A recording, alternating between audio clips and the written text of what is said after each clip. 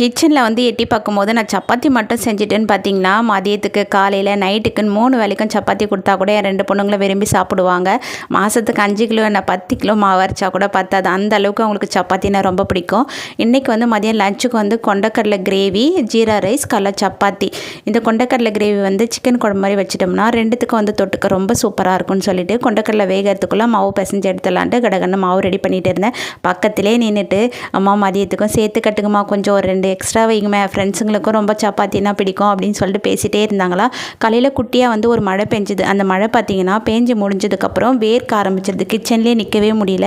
அந்த அளவுக்கு வந்து வேர்த்து தான் கடகடன்னு கிச்சனில் வேலையை முடிச்சுட்டு வெளியே வந்துடலாம் சொல்லிவிட்டு என்னோடய வேலையை வந்து ஸ்டார்ட் பண்ணிட்டேன். ஹஸ்பண்ட் வந்து கொஞ்சமாக சிக்கன் எடுத்துகிட்டு வர தொக்கு மாதிரி வச்சு கொடுத்துட்டுன்னு சொல்லிட்டாரு. அதனால் வந்து வெங்காயத்தை கல்லாம் கட் பண்ணி வச்சுட்டோம்னா அவர் வந்ததுக்கப்புறம் டக்குன்னு ரெடி பண்ணிடலாம்னு சொல்லிட்டு செஞ்சிருந்தேன். குழந்தைங்களுக்கு வந்து நான் சிக்கன் அதிகமாக கொடுக்க மாட்டேன்றதுனால உங்களுக்கு கொண்டக்கடலை கிரேவி வச்சு பேக் பண்ணிவிட்டேன்.